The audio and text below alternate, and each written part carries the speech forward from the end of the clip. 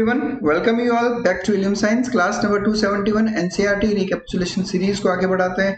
और आज हम लोग 7th पार्ट रिलीज कर रहे हैं प्लांट रिप्रोडक्शन। ये लास्ट पार्ट है इस प्लांट रिप्रोडक्शन चैप्टर का और इस लास्ट पार्ट में हम लोग डिस्कस करेंगे about viability of seeds, parthenocarpy, apomixis और पॉलीएम्ब्रियोनी के बारे में। बहुत से स्टूडेंट्स कंफ्यूज रहते हैं अपोमिक्सिस, पॉलीएम्ब्रियोनी और पार्थेनोकार्पी के बीच में, तो मैं आज यहाँ कोशिश करूंगा कि आपको इन तीन वर्ड्स के को बहुत अच्छे से एक्सप्लेन कर सकूं। कुछ एग्जांपल्स दिए एनसीईआरटी ने और इस पे नीट में क्वेश्चन भी आ रखा है। पहले तो आपको ध्यान रखना है, तीन प्लांट्स के नाम दे रखे हैं, ऑर्किड, ओरोबैंक एंड स्ट्राइगा। इन तीनों प्लांट्स के जब आप फ्रूट देखोगे तो आपको उसमें थाउजेंड्स ऑफ सीड्स देखने को मिलेंगे, यानी एक सिंगल फ्रूट में हजारों सीड्स प्रेजेंट होते हैं। अब ये पिक्चर देखो, यहाँ पे आपको ये जितने भी ब्लैक ब्लैक डॉट्स दिख रहे हैं सारे सीड्स हैं।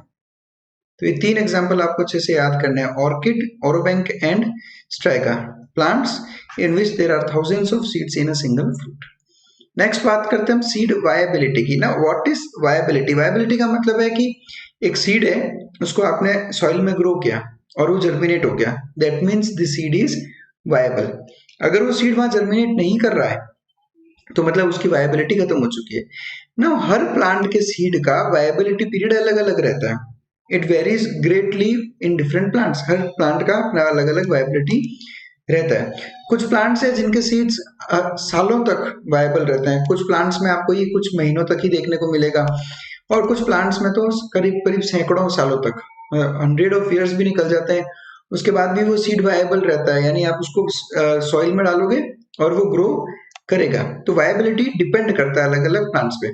नाउ सी दिस पिक्चर, ये बेसिकली ये picture is of a plant जिसका सीड अब तक का सबसे ओल्डेस्ट वायबल सीड के रिकॉर्ड बना चुका है। ये सीड जो है, ये प्लांट जो है, उसका नाम है लुपाइनस आर्क्टिकस और ये हमें मिला था आर्कटिक टुंड्रा से।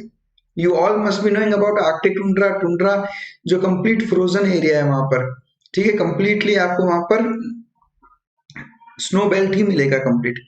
तो स्नो बेल्ट में से एक सीड एक्सकेवेट किया गया था, वो सीड था लुपाइनस आर्क्टिकस, ठीक है। और ये लुपाइनस आर्क्टिकस 10,000 साल की डोरमेंसी के बाद भी जर्मिनेट हुआ और जर्मिनेट के साथ साथ में उस पे फ्लावर्स भी प्रोड्यूस हुए। 10,000 इयर्स ऑफ डोरमेंसी, आप सोच सकते हैं कि कितना लंबा टाइम तक वो सीड वायबल रहा। इसी तरह का एक और एग्जांपल एनसीईआरटी ने दिया है, एक डेट पाम है जिसका नाम है Phoenix dactylifera, a type of date palm, ठीक है, खजूर जिसको बोलते हैं। फिनिक्स टैक्टाइलिफेरा, ये करीब 2000 साल पुराना वायबल सीड मिला है इसका, 2000 इयर्स ओल्ड, वो भी वायबल। जब हमने इसको ग्रो किया तो ये जर्मिनेट भी हुआ, उसने प्लांट भी प्रोड्यूस किया। एंड इसका एक्सकेवेशन किया था यूरोप के अंदर, जो डेड सी है, उस डेड सी के पास है किंग हेरोड्स पैलेस है, वहां पे एक्सकेवेशन चल रहा था, तो उस एक्सकेवेशन में अपने को इसका सीड मिला था विच वाज 2000 इयर्स ओल्ड। तो ये कुछ रिकॉर्ड्स, कुछ फैक्ट्स जो एनसीईआरटी ने मेंशन किए हैं अबाउट सीड वायबिलिटी। अब इसके बाद में एनसीईआरटी ने ये कहा है कि अब तक अगर आपको ये चैप्टर बहुत अच्छे से समझ में आया है प्लांट रिप्रोडक्शन, तो आप इन क्वेश्चंस के आंसर्स आपसे मांगे गए। उन्होंने सबसे पहले पूछा कि how many eggs are present in an embryo sac, यानी एक एम्ब्रियो सैक में कितने एग्स प्रेजेंट होते हैं। तो we very well know this that there is only a single egg present in an embryo sac. नहीं अगर आपको समझ में आ रहा हो ये आंसर तो थोड़ा सा मैं आपको यहाँ पे बता रहा हूँ, लेकिन आप मेगास्पोरोजेनेसिस वाला जो वीडियो है हमारा पार्ट 2 है प्लांट रिप्रोडक्शन का, उसको देखो, आपको ये आंसर समझ में आएगा। This is an example of an embryo sac. ये एक एम्ब्रियो सैक है और इस एम्ब्रियो सैक में केवल एक एग सेल प्रेजेंट रहता है। This is an egg cell. दो सिनर्जिड्स के पीछे की तरफ, एक्चुअली पीछे की तरफ है तो पूरा दिख नहीं रहा, बाकी अदरवाइज ये इतना बड़ा रहता है। तो this is an single egg cell which is present in an embryo sac. Next question है, how many embryo sacs are present in an ovule. एक ओव्यूल में कितने एम्ब्रियो सैक प्रेजेंट होते हैं। तो इसका आंसर देखो आप, यहाँ पर हमने जब ये एम्ब्रियो सैक का डेवलपमेंट देखा तो हमने बोला कि एक होता है मेगास्पोर मदर सेल, ठीक है। इस मेगास्पोर मदर सेल से बनते हैं 4 मेगास्पोर्स, 4 मेगास्पोर्स, और ये मेगास्पोर्स बाद में कन्वर्ट होते हैं, डेवलप होकर बनते हैं एम्ब्रियो सैक। बट इन 4 में से 3 मेगास्पोर हो जाते हैं डीजेनरेट और केवल एक जो है वो मेगास्पोर एम्ब्रियो सैक में कन्वर्ट होता है। This type of development is called as monosporic development. तो इस क्वेश्चन का आंसर इस बात पे डिपेंड करता है कि किस तरह का डेवलपमेंट हो रहा है। अगर मोनोस्पोरिक डेवलपमेंट होगा तो एक टाइम पे एक ओव्यूल में एक ही एम्ब्रियो सैक डेवलप होता है। So the answer depends on different plants. The answer depends on different type of development. Next question है how many ovaries are present in a typical flower? एक typical flower में कितनी ovaries present है? तो ये भी depend करता है। बायोकार्पिलरी फ्लावर होता है, मोनोकार्पिलरी फ्लावर होता है, मल्टीकार्पिलरी फ्लावर होता है। डिपेंड करता है कि उसमें कितने कार्पल्स हैं, तो उस हिसाब से उसका आंसर होगा। तो ये डिफरेंट प्लांट्स में डिफरेंट रहता है। And how many ovules are present in an ovary. Now ये भी डिपेंड करेगा प्लांट्स पे। अलग अलग प्लांट्स में आपको एक ओवरी में अलग अलग नंबर ऑफ ओव्यूल्स देखने को मिलेंगे, बट मैं आपको इससे रिलेटेड फैक्ट एनसीईआरटी में से ही दिखा रहा हूँ। देखो एनसीईआरटी में कुछ एग्जाम्पल्स दे रखे हैं, वो एग्जाम्पल्स आपको याद करने हैं। नंबर ऑफ ओव्यूल्स कितने हैं, तो एनसीईआरटी कहती है कि कुछ प्लांट्स में एक ओवरी में एक ही ओव्यूल रहता है, और एग्जाम्पल दिए उन्होंने वीट, पैडी, मैंगो। और कुछ प्लांट्स में एक ओवरी के अंदर more than one ovules are present and the examples are papaya, watermelon and orchids. तो again the answer to this question is that it varies with the plant. तो आपको उस हिसाब से इसका आंसर देना है। Now the last part of this video and the most important part of this video, मतलब अब जो हम यहां से कंसेप्ट पढ़ेंगे, ये कंसेप्ट बहुत ही ज्यादा इंपॉर्टेंट है, बहुत ही ज्यादा कंफ्यूज करते हैं स्टूडेंट्स को। ध्यान से सुनिए जो हम यहाँ पे पढ़ने वाले हैं। The first term is parthenocarpy. Now parthenocarpy basic definition है फ्रूट डेवलपमेंट विदाउट फर्टिलाइजेशन। देखो हमने अब तक रिप्रोडक्शन चैप्टर पूरा पढ़ा, हमने कहा कि फर्टिलाइजेशन होगा, फर्टिलाइजेशन से फ्रूट का डेवलपमेंट होगा, ovary converts into fruit. But in some cases fertilization के बिना ही फ्रूट डेवलप हो जाता है, and this is called as parthenocarpy. This is called as parthenocarpy. अब यहां पर देखना, सुनना मेरी बात अच्छे से। फर्टिलाइजेशन हुआ, ओव्यूल कन्वर्ट होता है सीड में, ओवरी कन्वर्ट होती है फ्रूट में। यहां पर बिना फर्टिलाइजेशन के डायरेक्ट फ्रूट बना। अब फर्टिलाइजेशन नहीं हुआ और डायरेक्ट फ्रूट बना, यानी कि मतलब सीड भी इसमें नहीं बनेंगे। तो आपको ध्यान रखना है पार्थेनोकार्पी से जितने भी फ्रूट्स डेवलप होते हैं इनमें सीड्स प्रेजेंट नहीं होते, और यही कैरेक्टरिस्टिक फीचर है पार्थेनोकार्पी का कि फ्रूट्स आर सीडलेस, और यही कैरेक्टर इसको जो है डिफरेंशिएट करेगा बाय अपोमिक्सिस। तो नाउ पार्थेनोकार्पी अगर अपने को इंड्यूस करनी है तो you can use some growth hormones to induce parthenocarpy. मतलब हम लोग क्या कर रहे हैं, हम लोग वेट ही नहीं कर रहे कि कब फ्लावर के अंदर फ्लावर फर्टिलाइजेशन होगा और कब हमें फ्रूट मिलेगा। सीधा ग्रोथ हार्मोन अप्लाई किया, पार्थेनोकार्पी इंड्यूस की और आपको फ्रूट मिल गया। That's where parthenocarpy can be of use. इसका सबसे बेस्ट एग्जांपल है बनाना। आप लोग ने जब भी बनाना खाते हो तो आपको उस बनाना में सीड नहीं देखने को मिलते, रीजन कि बनाना में होती है पार्थेनोकार्पी। नेक्स्ट एक बहुत important word apomixis. Now many students are confused between parthenocarpy and apomixis. भूल जाते हैं कि सर पार्थेनोकार्पी कौन सा था और अपोमिक्सिस कौन सा था। ध्यान से समझना, apomixis development of seeds without fertilization. Difference है, पार्थेनोकार्पी में विदाउट फर्टिलाइजेशन सीधा फ्रूट डेवलप होता है, और बिकॉज सीधा फ्रूट डेवलप होता है तो उसमें सीड्स नहीं होते। लेकिन अपोमिक्सिस में सीड्स बनते हैं विदाउट फर्टिलाइजेशन। फर्टिलाइजेशन नहीं होगा लेकिन सीड्स बनते हैं। अब सीड है, सीड के बाहर फ्रूट भी प्रेजेंट होगा। ऐसा नहीं है कि केवल सीड बनेगा, सीड के साथ में फ्रूट भी प्रेजेंट होगा। बट पार्थेनोकार्पी के जो फ्रूट्स होते हैं, पार्थेनोकार्पी से डेवलप होने वाले जो फ्रूट्स हैं उनमें सीड्स नहीं होते। अपोमिक्सिस से डेवलप होने वाले फ्रूट्स के अंदर सीड्स प्रेजेंट होते हैं। So apomixis is seed production without fertilization. कुछ स्पीशीज है जो एस्टेरेसी फैमिली और ग्रासेस फैमिली को बिलोंग करती है और अपोमिक्सिस शो करती है। तो ये दो एग्जांपल्स आपको ध्यान रखने हैं। नीट में एग्जांपल बेस्ड क्वेश्चंस काफी पूछे जाते हैं। नाउ रिमेंबर, क्या फर्टिलाइजेशन हुआ? फर्टिलाइजेशन नहीं हुआ। तो क्या आप इसको सेक्सुअल रिप्रोडक्शन बोल सकते हो? नहीं, इसको सेक्सुअल रिप्रोडक्शन तो नहीं बोल सकते। बट क्या सीड डेवलप हो रहा है? हाँ, सीड डेवलप हो रहा है। सीड किसका प्रोडक्ट है? सेक्सुअल रिप्रोडक्शन का। तो आप कह सकते हो कि अपोमिक्सिस सेक्सुअल रिप्रोडक्शन तो नहीं है, बट ये सेक्सुअल रिप्रोडक्शन जैसा बिहेव करता है। इसलिए एनसीईआरटी ने एक बहुत अच्छी लाइन में इसको एक्सप्लेन किया है कि it is a form of asexual reproduction. Remember, Apomixis is a type of asexual reproduction because there is no fertilization. Gametes का involvement यहाँ पे रहा ही नहीं, तो it is a type of asexual reproduction. But जैसा सेक्सुअल रिप्रोडक्शन सीड डेवलप करता है उसी तरह से ये भी सीड डेवलप करता है, तो हम कहते हैं कि दैट मिमिक्स सेक्सुअल रिप्रोडक्शन, यानी ये सेक्सुअल रिप्रोडक्शन को जैसा कॉपी करता है बट ये सेक्सुअल रिप्रोडक्शन नहीं है. Remember, apomixis is a type of asexual reproduction. Now अब अपोमिक्सिस होता कैसे, बेसिकली मतलब ऐसा क्या होगा कि सीड डेवलप होगा लेकिन फर्टिलाइजेशन की जरूरत नहीं पड़ेगी, और ये जो सीड डेवलप हो रहे हैं ये हैप्लॉइड होंगे, डिप्लॉइड होंगे. तो देखो अपोमिक्सिस के पीछे बहुत से रीजंस हैं. एनसीईआरटी ने जो एक रीजन एक्सप्लेन किया है वो मैं आपको यहाँ पे एक्सप्लेन कर देता हूँ. देखो हमने मेगास्पोरोजेनेसिस में पढ़ा था कि अभी जैसा मैंने आपको बताया कि मेगास्पोर मदर सेल से मियोसिस होता है और मियोसिस होने के बाद में बनता है एम्ब्रियो सेल जिसमें प्रेजेंट होता है एग सेल. ठीक है, और बिकॉज वो एग सेल मियोसिस से प्रोड्यूस हुआ था इसलिए वो एग सेल कैसा था, हैप्लॉइड. बट अपोमिक्सिस के केस में बेसिकली क्या होता है कि मियोसिस के बिना ही, यानी विदाउट मियोसिस एग सेल का फॉर्मेशन हो जाता है. An egg cell is formed without meiosis.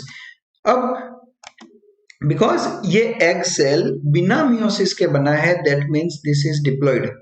That means this is diploid. Remember, meiosis ही है रिडक्शनल डिवीजन, यही क्रोमोसोम नंबर हाफ करता है. बट यहाँ पे मियोसिस नहीं होगा तो क्रोमोसोम नंबर हाफ नहीं होगा, तो एग सेल हमेशा इस केस में डिप्लॉइड रहेगा. जबकि अगर सेक्सुअल रिप्रोडक्शन होता है तो सेक्सुअल रिप्रोडक्शन में एग सेल कैसा रहता है, हैप्लॉइड. यहाँ पे एग सेल कैसा है, डिप्लॉइड. तो ये एक और तरीका है जिससे मैं आपको बता सकता हूँ कि एक तरह का असेक्सुअल रिप्रोडक्शन है. Now this egg cell, this diploid egg cell develops without fertilization into a embryo, और ये एम्ब्रियो बाद में सीड में प्रेजेंट होता है. तो यहाँ पे एम्ब्रियो डेवलपमेंट हो गया डायरेक्ट एग सेल से जो कि डिप्लॉइड था. यहाँ पे हमने मेल गैमेट की बात ही नहीं की, मेल गैमेट की यहाँ पे बात हमने की ही नहीं. फीमेल गैमेट की बात की, लेकिन ये फीमेल गैमेट भी डिप्लॉइड है, ये एग सेल इज डिप्लॉइड, जो सीधा ही डेवलप हो गया into an embryo. This is apomixis. Now what would be the genetic nature of apomictic embryos? Can they be called clones? Genetic nature क्या होगा apomictic embryos का, यानी अपोमिक्सिस से जो एम्ब्रियोज डेवलप हुए उनका जेनेटिक नेचर क्या होगा? सुनना अच्छे से. सबसे पहली बात तो ये सारे एम्ब्रियो क्या होंगे, डिप्लॉइड. ठीक है, अब ये एक सेल है, समझो this is the fundamental cell. आप ऐसा समझ लो कि ये एक फंडामेंटल सेल, और ये बेसिकली एक सोमाटिक सेल होगा. याद रखना, apomixis is a type of asexual reproduction, इसलिए यहाँ पर सोमाटिक सेल्स का रोल रहता है, जर्मिनल सेल्स का रोल नहीं रहता. तो ये सोमाटिक सेल विदाउट मियोसिस बना रहा है एग सेल. विदाउट मियोसिस क्या बना रहा है, एग सेल. आप सोचो इस तरह के बहुत सारे somatic cells without maturation, without meiosis बना रहे हैं एग सेल. ठीक है, तो यहाँ पर मैं कह रहा हूँ क्लियर कि यहाँ पर मियोसिस नहीं हो रहा, यहाँ पर मियोसिस नहीं हो रहा. यहाँ पर मियोसिस नहीं हो रहा तो मतलब यहाँ पे क्या हो रहा है, माइटोसिस. तभी सेल का डिवीजन होगा, और माइटोसिस होकर यहाँ पर इतने सारे डिप्लॉइड एग सेल बन रहे हैं. ये सारे के सारे डिप्लॉइड है. सोमाटिक सेल कैसा है, डिप्लॉइड. एग सेल कैसा है, डिप्लॉइड. और किसी तरह का मियोसिस भी नहीं करवाया. तो जब आपने मियोसिस नहीं करवाया तो किसी तरह का क्रॉसिंग ओवर भी नहीं हुआ. एंड वी ऑल नो कि माइटोसिस के अंदर जो माइटोसिस के अंदर जो 2 सेल्स बनते हैं as a result from the parent cell, तो पेरेंट सेल और उसके 2 डॉटर सेल, यानी अगर आप ये समझ लो ये पेरेंट सेल है और इसके माइटोसिस से 2 सेल्स बने, तो ये तीनों सेल्स जो हैं एक दूसरे तीसरे की कॉपी रहते हैं. इन सब का जेनेटिक स्ट्रक्चर क्या रहेगा, सेम. तो यहाँ जितने भी एग सेल्स डेवलप करोगे आप, ये सब जेनेटिकली सेम होंगे. और अब ये ही एग सेल मैच्योर होके बनाएंगे एम्ब्रियो, तो इन सबका जो जेनेटिक कॉम्पोजिशन होगा वो रहेगा सेम. तो यस, आप अपोमिक्टिक एम्ब्रियोज जितने भी डेवलप हो रहे हैं उन सबको क्लोन्स बोल सकते हो. बेसिकली क्लोन्स किसको बोलते हो आप, जिन सबका जेनेटिक नेचर सेम होता हो. Now, apomixis is an asexual reproduction. बिल्कुल, it is an asexual reproduction and all embryos develop from somatic cells. ध्यान रखना है आपको, जितने embryos develop कर रहे हो आप apomixis से, वो somatic cells से develop होते हैं, जैसे कि nucellus. So they all have same parent. सबका parent क्या है, same, and hence can be called as clones. तो apomictic embryos सारे clones होंगे. Next is polyembryony. यहाँ ध्यान से सुनना. पॉली एम्ब्रियोनी वर्ड को स्प्लिट करो आप. पॉली मीन्स मल्टीपल और एम्ब्रियोनी मीन्स एम्ब्रियो, यानी मल्टीपल एम्ब्रियोस. मल्टीपल एम्ब्रियोज, यानी एक साथ बहुत सारे एम्ब्रियो का formation is called as polyembryony. In this case each ovule contain many embryos. एक तरीका देखते हैं जिससे कि पॉली एम्ब्रियोनी हो सकता है, ध्यान से सुनना जो मैं आपको बता रहा हूँ यहाँ पे। न्यूसिलर सेल्स का हम लोग करें डिवीजन। न्यूसिलर सेल्स कौन से होते हैं, तो न्यूसिलर सेल बता देता हूँ मैं आपको। वी ऑल नो, हमने थोड़ी देर पहले और डिस्कस किया, this is an embryo sac. ये जो व्हाइट कलर का पोर्शन दिखा रखा है आपको, ये एक एम्ब्रियो सैक है, और इस एम्ब्रियो सैक के चारों तरफ ये जो पिंक कलर का लेयर है, दिस इज न्यूसिलस, दिस इज न्यूसिलस। अब होता क्या है बेसिकली, जब आपने फर्टिलाइजेशन इतना अच्छे से पढ़ा तब आपने कहा कि फर्टिलाइजेशन में बेसिकली एग सेल और पोलर न्यूक्लियर रोल प्ले करते हैं। यहां पर देखना, न्यूसिलर सेल्स की बात कर रहा हूं, ये न्यूसिलर सेल्स यहाँ पे डिवाइड हो रहे हैं, डिवाइड हुए। डिवाइड होने के बाद में ये सेल्स प्रोट्रूड कर जाते हैं इनटू एम्ब्रियो सैक। ये सेल चले गए एम्ब्रियो सैक के अंदर, ये सेल चले गए कहाँ, एम्ब्रियो सैक के अंदर। Remember, nuclear cells are diploid cells.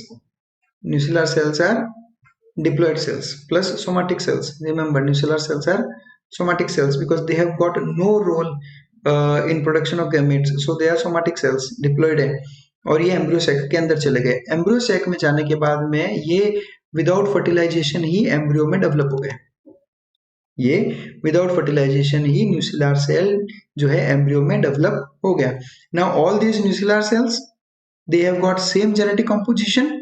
तो जितने भी एम्ब्रियोज यहाँ पे डेवलप हो रहे हैं उन सबका जेनेटिक कंपोजिशन सेम रहेगा, इसलिए इन सभी एम्ब्रियोज को आप क्लोन्स बोल सकते हो। This is one of the mechanism how apomixis work. ये जो मैंने आपको एक मैकेनिज्म बताया, ये अपोमिक्सिस ही है, ये अपोमिक्सिस ही है। आप देखो, एक सोमैटिक सेल से हमने एम्ब्रियो डेवलप कर लिया, कोई गैमेट का रोल नहीं, कोई फर्टिलाइजेशन नहीं, कुछ नहीं, अब ये सीधा सीड बन चुका है यहाँ पे। और इस केस में तो अपोमिक्सिस हुआ और बहुत सारे एम्ब्रियोज का डेवलपमेंट हुआ, इसलिए आप इसको पॉली एम्ब्रियोनी कहते हो। Example citrus and mango. तो सिट्रस और मैंगो में आपको पॉली एम्ब्रियोनी के कैरेक्टर्स देखने को मिलते हैं। Now listen to this carefully, application of apomixis, यानी इस अपोमिक्सिस का हम किस तरह से फायदा उठा सकते हैं। देखो सुनो, सबसे पहली बात तो अपोमिक्सिस का सबसे बिगेस्ट डिसएडवांटेज क्या है, सुनना। Apomixis is a type of asexual reproduction and we all know asexual reproduction में कभी भी variations नहीं आते, variations नहीं आते तो evolution नहीं होता and we don't get superior varieties। but apomixis का एक बहुत बड़ा फायदा है जिससे हमें एग्रीकल्चरल आउटपुट में एक अच्छा यील्ड, एक अच्छा इंक्रीमेंट मिल सकता है। कैसे, ध्यान से सुनना, मैं बता रहा हूँ आपको। अब अपने को देखो अच्छे से पता है कि दीज डेज एग्रीकल्चर में अगर सबसे ज्यादा कोई यूज हो रही है चीज तो वो है हाइब्रिड सीड्स। हम सबने पढ़ा है कि हम लोग बहुत सारी हाइब्रिड वैरायटीज डेवलप कर रहे हैं और ये हाइब्रिड वैरायटीज ही ग्रो कर रहे हैं। इन हाइब्रिड वैरायटीज में फायदा क्या होता है कि इनके पास सुपीरियर और इम्प्रूव्ड क्वालिटीज प्रेजेंट होती है। हम हाइब्रिड बना रहे हैं, क्लास 12th में जब हमने चैप्टर पढ़ा है एनहांसमेंट इन फूड प्रोडक्शन, उसमें हमने देखा किस तरह से हम दो वैरायटीज के कैरेक्टर्स मिक्स करके एक हाइब्रिड वैरायटी डेवलप करते हैं जिसमें कि और भी बेहतर कैरेक्टर्स प्रेजेंट होते हैं। बट यहाँ एक प्रॉब्लम होता है हाइब्रिड वैरायटीज के साथ में। प्रॉब्लम क्या है, देखो मैं एग्जांपल के थ्रू लेता हूँ। हमने क्या किया, एक फील्ड है, खेत है, उसमें हाइब्रिड सीड्स जाकर उगा दिए। अब इनसे प्लांट्स डेवलप होंगे। अब जब इनसे प्लांट्स डेवलप होंगे तब इनमें क्या होगा, क्रॉस पॉलिनेशन। इन सब में क्या होगा, क्रॉस पॉलिनेशन। यहाँ पे भी क्रॉस पॉलिनेशन हो सकता है। इसके अलावा बाजू के खेत में या बाजू के फील्ड में अगर इसी तरह का कोई प्लांट है, वैरायटी अलग है लेकिन इसी तरह का कोई प्लांट है, हो सकता है उसके पोलन्स भी यहाँ पर आए। तो अब जो इन जो फील्ड के अंदर जो हमने हाइब्रिड सीड्स ग्रो किए, उन प्लांट्स का पॉलिनेशन, क्रॉस पॉलिनेशन और प्लस दूसरे पोलन्स की वजह से ये जो इतनी भी हाइब्रिड वैरायटीज की जो कैरेक्टर्स थे, वो कैरेक्टर्स क्या हो जाएंगे, सेग्रीगेट। अब जब ये कैरेक्टर्स सेग्रीगेट हो गए, मतलब और नए कैरेक्टर्स आ गए, ठीक है, कुछ कैरेक्टर्स वीक कैरेक्टर्स थे, तो जो अपना बेसिक हाइब्रिड कैरेक्टर्स थे वो हो जाएंगे लूज। सारे हाइब्रिड कैरेक्टर्स क्या हो गए, अपने बेसिकली लॉस्ट हो गए। तो अब हम क्या कर पाएंगे, नेक्स्ट ईयर हम इन सीड्स को वापस यूज ही नहीं कर सकते। भाई इस साल तो मेरे को हाइब्रिड कैरेक्टर्स मिल गए, मैंने हाइब्रिड सीड्स लाए, ग्रो किए, जब उससे प्लांट बनेगा तो उसमें सारी क्वालिटीज होगी जो सीड में प्रेजेंट थी। बट अब जो इसकी प्रोजिनी आएगी यानी इसके ऑफस्प्रिंग आएंगे जिनको हम नेक्स्ट सीजन ग्रो करेंगे, उनमें वो हाइब्रिड कैरेक्टर्स नहीं होंगे। तो इसका मतलब क्या हुआ? इसका मतलब ये हुआ कि उस फार्मर को नेक्स्ट ईयर इन सीड्स को यूज नहीं कर सकता, नेक्स्ट ईयर उसको नए हाइब्रिड सीड्स मार्केट से खरीदने पड़ेंगे, और मार्केट से जब वो नए हाइब्रिड सीड्स खरीदेगा तो दे आर कॉस्टली। तो every year farmers need to buy new seeds which are expensive, यानी हर बार उसको सीड्स में उतना खर्चा करना पड़ता है। इस प्रॉब्लम का एक सोल्यूशन वो है अपोमिक्सिस। इस प्रॉब्लम का एक सोल्यूशन अपोमिक्सिस से हमें मिल सकता है।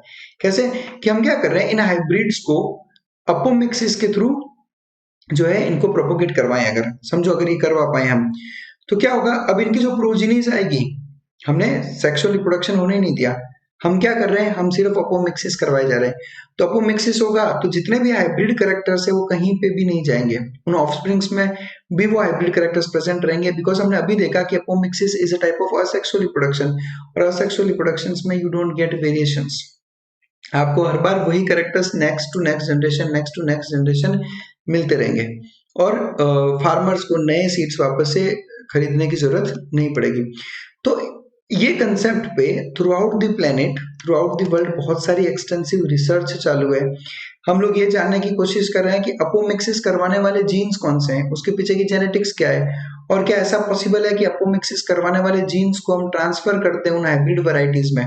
तो जब उन हाइब्रिड वैरायटीज में उन जीन्स को ट्रांसफर करेंगे तो ये हाइब्रिड वैरायटीज अब अपोमिक्सिस करने लगेगी, अपोमिक्सिस करके वो असेक्सुअली ही रिप्रोड्यूस करने लगेगी, तो हमें वो हाइब्रिड कैरेक्टर्स हमेशा देखने को मिलेंगे। So that's how apomixis can be used to lower the expense of the farmers. ठीक है, फार्मर्स का खर्चा कम करने में, और प्लस उन हाइब्रिड वैरायटीज को हाइब्रिड ही रखने में अपने को बहुत सारी हेल्प करेगी। So that's it. Thank you very much for watching us. Stay connected with us for more such informative videos.